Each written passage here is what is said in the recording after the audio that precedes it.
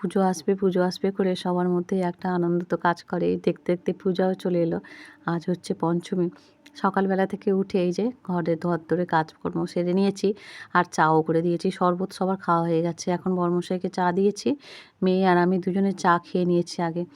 তো বরমশাই নিচে ফুল-টুল তুলতে গিয়েছিল। তো সেইসব তুলে এনে তারপরে এখন এই যে চা খেতে বসেছে। আগের দিন আমরা শিয়ালদার দিকে ঠাকুর দেখতে গিয়েছিলাম। আর ওই জন্য একটু লেট করে উঠেছি ওই ৬টার দিকে। কারণ শুতে একটু রাত হয়েছিল। ওদিকে ওদের পড়া হয়ে গেছে। আমি একটু এই যে ডাল সেদ্ধ, আলু সেদ্ধ, ডিম সেদ্ধ দিয়েছি। এখন ওরা ভাত খেয়ে নিচ্ছে।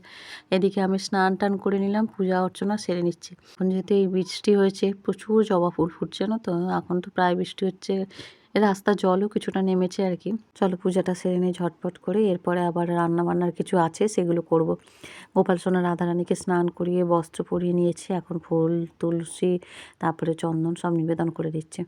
এদিকে বর্মশাইকে বলেছিলাম যে আজকে রেশন দিচ্ছে, রেশনটা নিয়ে আসো। তো বর্মশাইয়ের একদম খেয়াল ছিল না, আমারও ছিল না। হঠাৎ করেই পূজা করতে, করতে মনে হয়েছে। রেশন তুলতে গিয়ে কিছু সবজিপাতিও বাজার-হাট করে এনেছে। তো সেগুলোই এখন বর্মশাই গুছিয়ে গাছিয়ে রাখছে। আর আমি এদিকে তরকারিপত্র করে নিচ্ছি। একটু ভাতও বসাতে হবে। আর যেহেতু সকালে ভাত খাওয়া হয়েছে একটু টিফিনে। আর এই যে কুমড়ো, আলু আর হচ্ছে তোমার ডালের বড়া দিয়ে তরকারি হয়েছে আর উচ্ছে ভাজা। আর বেশি কিছু রান্না করিনি। খাওয়া-দাওয়া করে একটু শুয়েছিলাম ৩ জনেই, ঘুমিয়েছি। ঘুম থেকে উঠে চলে এলাম ঠাকুরের দর্শন করতে। মা দুর্গাকে দেখব। এই যে দেখো আজকে এসেছি এই বাবুবাগান, তারপরে সেলিমপুর এইগুলোতে ঠাকুর দেখব বলে ঢাকুরিয়াতে নেমেছি। নেমে হেঁটে তারপরে এই যে ঠাকুর দেখছি। প্রত্যেকটা ঠাকুরের মূর্তি এত সুন্দর হয়েছে যে কি বলবো। তার সাথে, সাথে সুন্দর তো সেরকম প্যান্ডেল। তার সাথে, সাথে এখানে তো প্রচুর দোকানপাট বসেছে।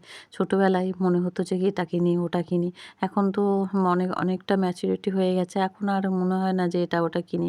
কিন্তু ওই যে দেখতে যে ভীষণ ভালো লাগে সেই ছোটবেলারই মতো। যাই হোক এই যে দেখো প্রত্যেকটা পূজা প্যান্ডেল এত সুন্দর হয়েছে যে কি বলবো। দেখো সুন্দর করে সাজানো গোছানো। খুব সুন্দর হয়েছে। আর এইটাতে ভালো ভিড়ও হয়েছিল। এখানে দেবীর মূর্তিটাও এত সুন্দর। এখনো অস্ত্র মানে মাকে দেয়া হয়নি। তো ভীষণ সুন্দর মায়ের মুখটা। তার সাথে, সাথে এখানে হচ্ছে যে বিদ্যাসাগর, রামকৃষ্ণদেব ওনাদের বাণীগুলো সুন্দর, সুন্দর করে ওখানে লেখা। এত ভালো লেগেছে। প্রত্যেকটা মানে প্যান্ডেলেরই মানে থিমগুলো এত সুন্দর, সুন্দর যে মানে দেখলে তোমার এমনিতেই ভালো লাগবে। যাই হোক অনেকক্ষণ হাঁটার পর মেয়ের খিদে পেয়ে গেছে। একটু চাউমিন খেয়ে নিল। বড়মশাই একটা রোল খেলো।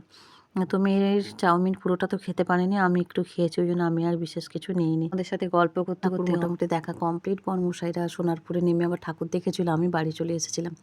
আজকের মিনি ব্লগটা তাহলে এই পর্যন্তই। দেখা হচ্ছে নেক্সট মিনি ব্লগে। Bye, by.